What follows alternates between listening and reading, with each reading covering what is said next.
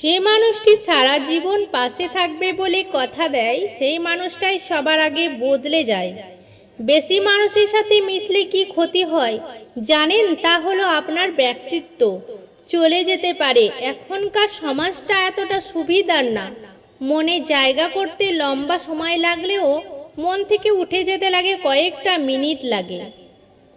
বউকে স্বামী বলল বাজার থেকে 1 টাকার মোমবাতি এনে দিলে ঘর ভর্তি হয়, তেমনি প্রিয় মানুষের একটা ভালো কথা মন ভালো করে দেয়। কাউকে হারিয়ে দেওয়াটা খুব সহজ, কিন্তু কঠিন হলো কারো মন জয় করা। যারা বেশি ভাবে তারা জীবনকে কখনো উপভোগ করতে পারে না। বিয়ের ক্ষেত্রে ছেলের বিল্ডিং ঘর আছে কিনা তা যাচাই করার আগে বিল্ডিং ঘরের মানুষগুলো মানুষ নাকি অমানুষ তা যাচাই করা জরুরি। অহংকার করতে নেই। কখনো রব মানুষকে দিয়ে পরীক্ষা করেন, আবার কেড়ে নিয়েও পরীক্ষা করেন। সম্পর্ক, ভালোবাসা, বন্ধুত্ব সব জায়গাতেই পাওয়া যায়, তবে এগুলো সেখানেই টিকে থাকে যেখানে এগুলো মর্যাদা পায়।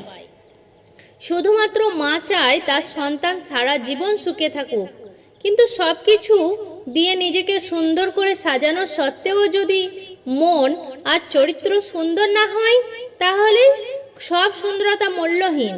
কার সাথে তোমায় বেশ মানায়, কার পাশে গিয়ে দাঁড়ালে তোমার হাইটটা, কারণ আপন মানুষগুলো একসময় কষ্টের কারণ হয়ে দাঁড়ায়। কাউকে কখনো খুব বেশি আপন ভাবা ঠিক না, ব্যাঘাত ঘটে। নতুন করে বাঁচতে চাইলেও ঘাড়ে ভূত চেপে বসে। বিয়ের পর স্বামী স্ত্রীর মধ্যে ত্রুটিযুক্ত অতীত নিয়ে ঘাটাঘাটি করাকে বুদ্ধিমান বোঝায় না, এতে সম্পর্কে ব্যাঘাত ঘটে। নতুন করে বাঁচতে চাইলেও ঘাড়ে ভূত চেপে বসে।